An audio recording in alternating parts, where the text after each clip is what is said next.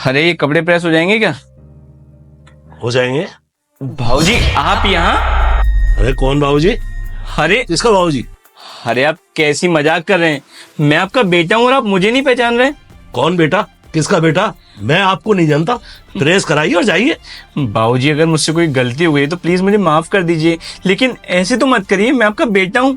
भाई मेरा कोई बेटा नहीं है, मैं प्रेस कराने आया हूँ। प्रेस कराओ और जाओ। बाबूजी प्लीज ऐसा मत कीजिए। अगर आपको कोई परेशानी कोई दिक्कत है तो मुझे बताइए। और मुझे तो ये समझ में नहीं आ रहा कि आप यहाँ कर क्या रहे हैं। बेटा? कैसा बेटा? जब कहाँ थे आप? जब 1 महीने से जो है मैं यहाँ पर प्रेस कर रहा हूँ। मतलब मैं कुछ समझा नहीं। अरे तेरी बीवी ने मुझे घर से बाहर निकाल दिया, तब से मैं 1 महीने से यहाँ प्रेस करके अपना गुजारा बसारा कर रहा हूँ। किसका बेटा? कौन बेटा? कौन बाप? मतलब वो मुझसे झूठ बोल रही थी। वो मुझे बोल रही थी कि उसने आपको तीर्थ यात्रा पे भेजा है। ये तीर्थ यात्रा हो रही है। कोई नहीं बाबूजी, अब मैं आ गया हूँ। उसे तो मैं बताता हूँ, आप चलिए मेरे साथ। ठीक है बेटा, मैं तेरे साथ घर नहीं जा सकता। वो तेरे जाने के बाद फिर मुझे परेशान करेगी, फिर निकाल देगी। बाबूजी आप बिल्कुल टेंशन मत लीजिए। इस बार अगर घर से कोई निकलेगा ना तो वो मेरी बीवी होगी, ना कि आप। बस आप मेरे साथ चलिए। अरे रहने दे बेटा। चलिए बाबूजी आप मेरे साथ घर आइए। अच्छा ठीक है बेटा, मैं चलता हूँ। चलिए। खुशबू। जी आई। हाँ बताइए। अरे मैं ये कह रहा हूँ, बाबूजी से बात हुई क्या तुम्हारी?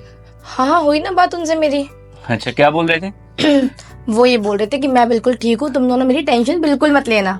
अच्छा अच्छा। हाँ। कब बात हुई? आज सुबह ही हुई थी। मैं उन्हें फोन कर रहा हूँ तो पता नहीं फोन नहीं उठा रहे। अरे वो बिजी होंगे ना, तुम्हें तो पता है उनको पूजा पाठ करना कितना ज्यादा पसंद है, तो हो सकता है टाइम ना मिला हो उनको। लेकिन वो ना मेरा फोन नहीं उठा रहे हैं। कोई बात नहीं, मेरे से बात हो गई ना उनकी, वो बिल्कुल ठीक है। और वैसे भी मैं ना उनका ध्यान नहीं रख पाती, कि आपको ऐसा लगता है? ध्यान बहुत अच्छे से रख सकती हो तुम तो। हाँ वही तो। और हाँ, मैं ना उनकी लाडली हूँ, तो मुझे पता है कि अपने पापा का ध्यान कैसे रखते हैं और कैसे नहीं।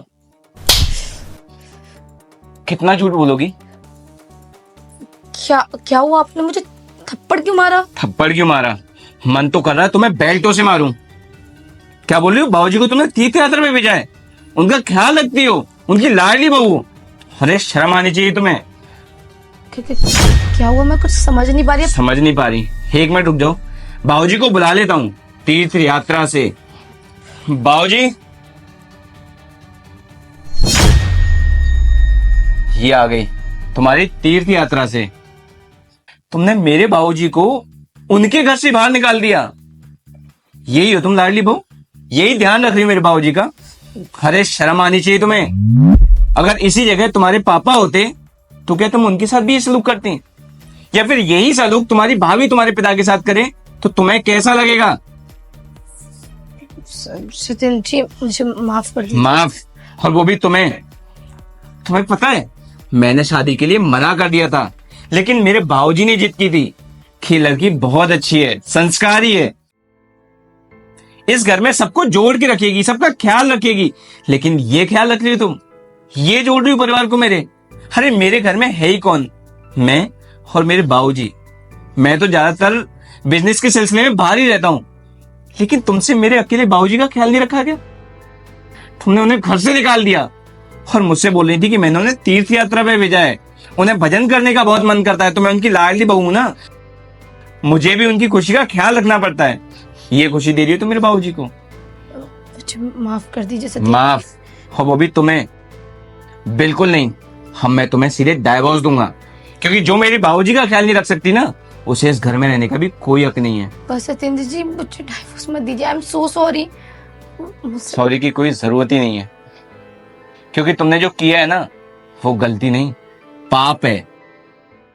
घर में बड़े बुजुर्ग का सेवा करना एक औरत का कर्तव्य होता है, बहुत पुण्य का काम होता है। लेकिन तुमने वो सब नहीं किया।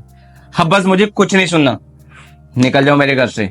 सत्येंद्र जी मैं कहाँ जाऊँ? एक भी शब्द नहीं, और डाइवोर्स के पेपर मैं तुम्हारे घर पहुंचा दूंगा। निकलो यहाँ से।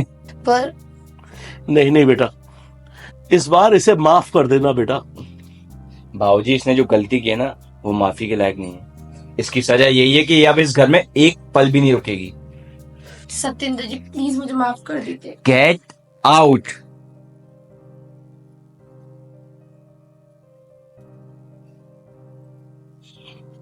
भाऊजी अब बैठिए, मैं आपके लिए पानी लेकर आता हूँ।